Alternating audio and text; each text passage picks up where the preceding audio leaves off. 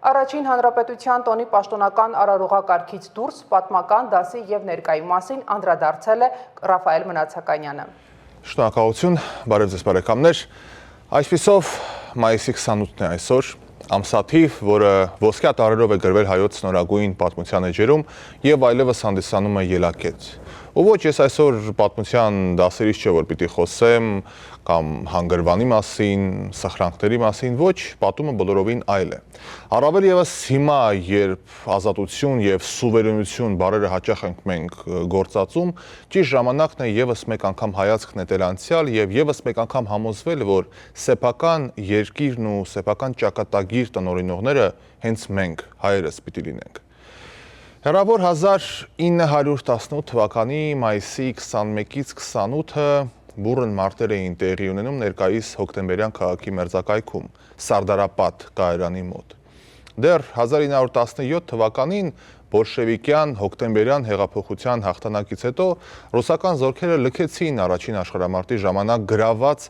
Արևմտյան Հայաստանի մի քանի մարզերը։ Դրանից բնականաբար օգտվում են թուրքերը եւ Թուրքիայի իշխանական շրջանակները որոշում են ետ վերցնել ոչ միայն Արևմտյան Հայաստանը, այլև օկուպացնել Արևելյան Հայաստանն ու ամբողջ Անդրկովկասը։ Այսպիսով, դավադրաբար խախտելով 1917 թվականին կնքած հրադադարի պայմանագիրը, թուրքական զորքերը հարձակման անցան եւ գրավեցին Երզնկան, Էրզրումը, Սարիղամիշը, Կարսը, իսկ արդեն մայիսի 15-ին Ալեքսանդրապոլը, Գյումրին։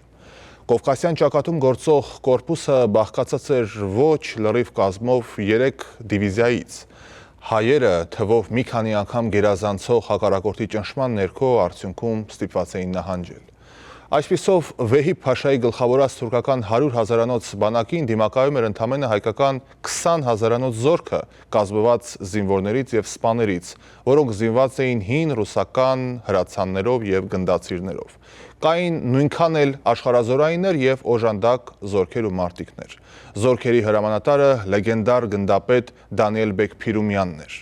Թուրքերը Արաքսի հովտով շարժվում էին արևմուտքից արևելք, Երևանի ուղղությամբ։ Դանիել Բեկ Փիրումյանը նրանց դիմավորեց Էջմիածնի մոտակայքում, մի քանի հաջող հարվածներով ջախջախեց ու ետ շպրտեց նրանց։ Իհարկե այստեղ այդ խիստ գայական եւ փառահեղ դրվագների մասին եւս կարող եմ խոսել, գիտեք այդ հայտնի պատմությունը մարտից առաջ կաթողիկոսի կարգադրությամբ Մայր Աթոռի եւ Հարակից եկեղեցիների զանգերը ղողանջեցին եւ արդյունքում մարդիկ սկսեցին հավաքվել։ Ահա մի նկարի պատմություն, որ հիմա դուք տեսնում եք։ Իդեպ ամեն անգամ, երբ նայում եմ այս նկարին, ուշադրություն եմ հրավիրում այս հերոսներին, տեսեք, ովքեր նայում են կադրի մեջ, կարծես նայելով դեպի ապագա։ Ու գիտեք ինչ, նրանք ապագա էլ նայում են, նրանք մեզ են նայում, ու այս լուր հայացքի մեջ մի ամբողջ պայքար կա, պատգամ, ապրելու ու արարելու, երբեք չհանձնվելու ու չնահանջելու պատգամ։ Ինչ էին զգում այս մարդիկ, ովքեր հավաքվել էին Մայր տաճարի բակում։ Ու վերադառնալով մեր օրեր, երբ պետական այրերը պաշտոնական արարողակարգի շրջանակներում լինում են Սարդարապատի հուշահամալիրում եւ հարգանքի տուրք են մատուցում Սարդարապատի հերոսների հիշատակին, կամա մտածում եմ այս ամենի մասին արդյոք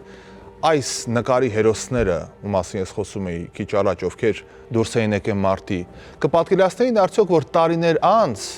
անկախ ու ազատ Հայաստանի Հանրապետության բոլոր ղեկավարները ոչ միայն իրար մեկը մեկին էլ թշնամի, էլ կեղեքող, էլ թրքասեր, էլ թալանչի, ինչ ասես կկոչեն, ու դա էլ կարծես քիչ է, երբեք իրար հետ հուշահամալիր չեն այցելի, գլուխ չեն խոնարհի։